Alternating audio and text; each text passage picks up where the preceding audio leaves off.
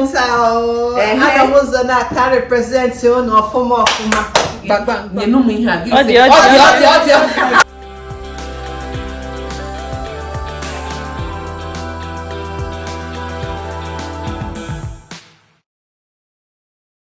Igbo mama no kwezu onu rie no ụmụnne m abdabatakwala m ọzọ ọmalicha PaschalineAlex ijeọma eji m akpọtala ụmụ ọbịa tata ịtọ agbara nwanyị actor chef hey nwanyị bụ odogwu as a guest today ụmụnne m. Let's welcome guests. Oma Iyasara. Madabuike. Oh yeah, okay. Madabuike. Madabuike. Yes. Yes, my baby. So, oh yeah.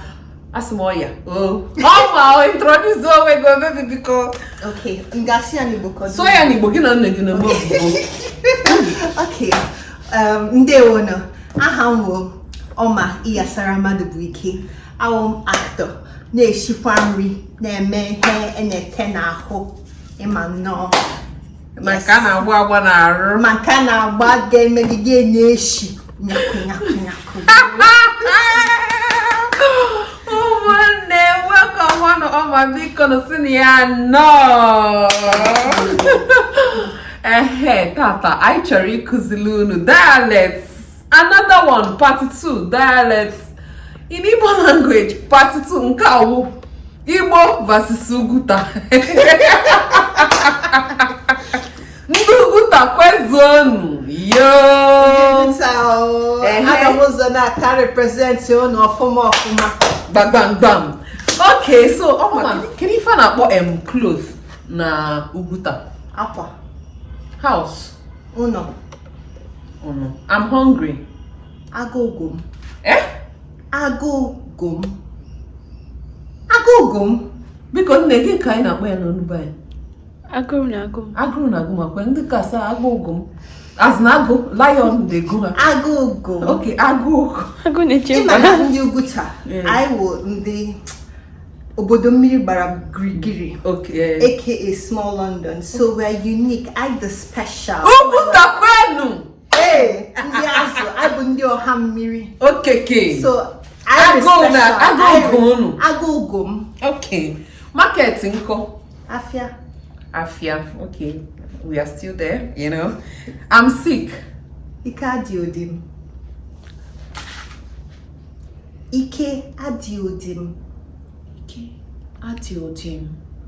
What is this? Why Ike adiodim? Ikadiodim, is it not I'm tired? I'm sick. Ikadiodim. Una sukwa no Igbo idi aga. Okay, how are you? Omenaha. Number ka shock. What the book also omenala. You see? Omenaha. Aha. Okay. Who you go to say omenaha. Farm nko ubi. Okay, we still there. No. Ama. Or is it Ima? No, like no. Odi. Yeah? We say no. Mba. Odi. Nduguta so odi.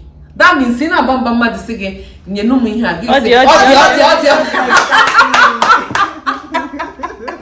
Okay. Where did you go to? Onuzoki Jere. Hey, outgoing. I don't have. Was this a Kijere? Onuzoki Jere, where are you going? Nduguta so Onuzoki Jere. Why? Anyone has said keke ebe na aga. Okay, anyway. Different Igbo language. I'm trying to say, how do you know what to? But sometimes I know myself and I have to hear something. Pray for me, Nko. Okay, I will still understand that one. Lie down and sleep.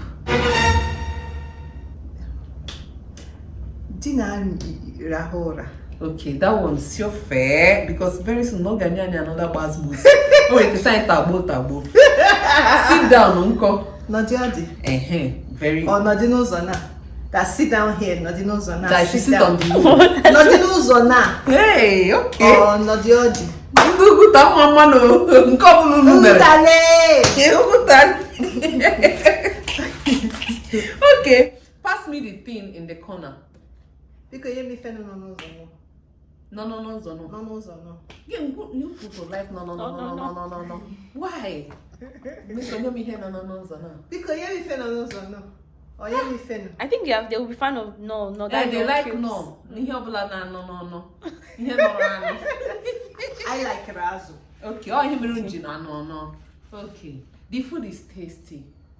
Oh, Nina Joto. Nina Joto. Nina must be very sweet. Nina is very sweet. Nina, this food. Nina Joto. Oh, okay. Nina tobu na nga. Only na tobo na nga. Oh God, I like Nina tobo na nga. So what happens when the person's name is Nina? Nina. Okay, what's Nina's food? Nina's food. Nina Joto. You guys is Nina. Nina Joto. Nina asabu no nga. Nina. Na nka okwa ni Nina ni. Oh, plates. Nina asoka. Plates. Afara. I think I heard that. Afara. Oguta si munu me ozo me tupu no ozo. Oguta. You na me ya ozo. Hey, bara buruburu. okay, earrings. Earrings, I think. Okay, good. Earrings. Give me that thing. Let me see. Yemi fe no kanfu. Okay, that one sounds like an ambra. Yeah, it's boiling. Obomana. Is it? Obomana. Oh, I come so obomana. Hey, obomana. Oguta ya bia for you. Mba Oguta. Kwa so unu me ha na kobulu unu me ya metu unu. Oguta penu. Obona. Okay, obomana. It's boiling. It's bold. Okay, go to your house. Biaje muno. Bianama. Na nkanga dabri Oguta tamu Igbo. Thank you. Mbona. It is finished. Mbogini. Mbona ndị Oguta unemego ya. Mbona. Do you know it sounds like Mbona. Boy. You sure say Bona boy no be only Oguta?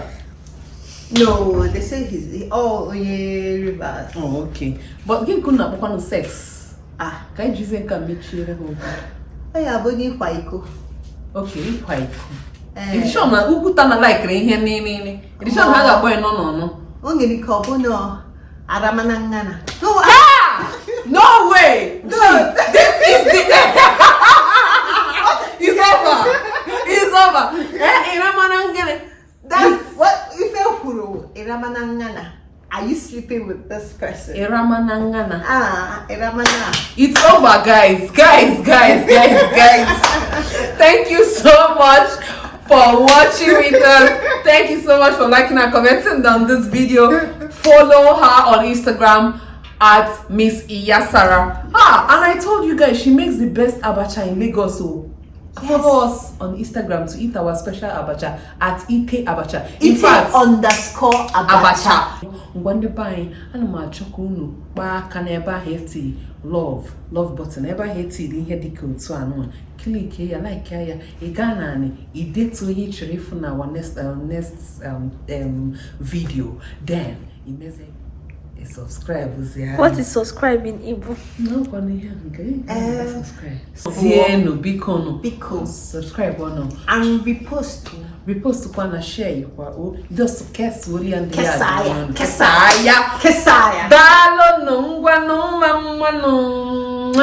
Oguta nga meshi obodo mmiri gbara gburugburu. Oguta nga meshi obodo mmiri gbara gburugburu.